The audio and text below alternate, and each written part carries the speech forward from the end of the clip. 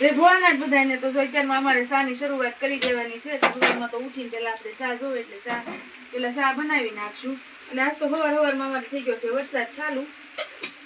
તો ઝીણો ઝીણો થોડો વરસાદ આવે છે. આમ તો રાતનો થોડો વરસાદ ચાલુ જ છે. પેલા અત્યારમાં શા બનાવી નાખશું ને પી લેશું શા. પછી છે ને બીજું બધું કામ કરશું. વરસાદ છે એટલે આપણે ક્યાંય જવાનું તો છે નહીં. તો વાડીએ જવાનું હોય પણ આજ વાડીનું કામ બંધ રાખી દીધેલું. પેલા બનાવી નાખશું શા. શા પાણી પીને પછી ઘરની બધું કામ ચાલુ કરી દેશું.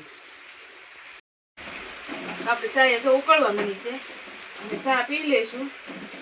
અને પછી છે ને ઘરનું કામ ઘણું બધું છે આજ. તો પેલા ઘરનું કામ બધું કરી નાખશું.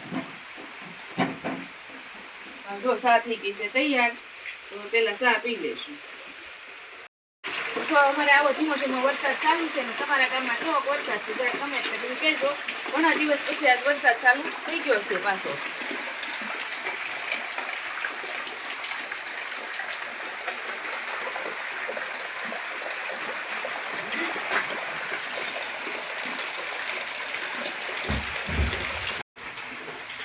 હવે પેલા શા પી લઈએ આપણે.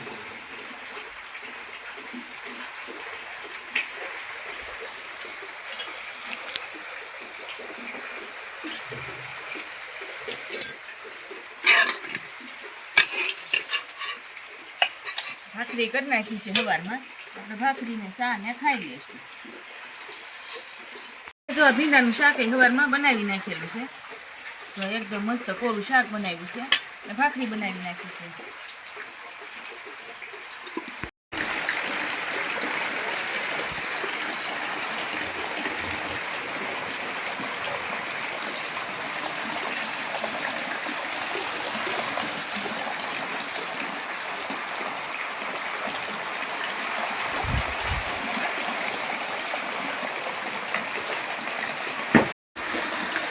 જો આપણા કપડા ધોવાઈ બેસી ગયા છે. વરસાદ ચાલુ છે ત્યાં ઢાળિયામાં બેસી ગયા છે. અહીંયા આપણે ન પલળ્યું.